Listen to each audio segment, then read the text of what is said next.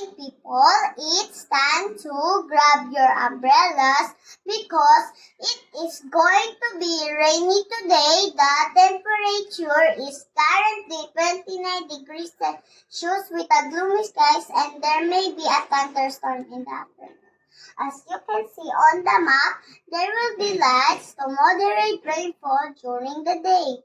Due to the rain, I would suggest playing board games inside the house and enjoy the rest of the day. My name is Athena Alesna, and thank you for listening in on today's weather report.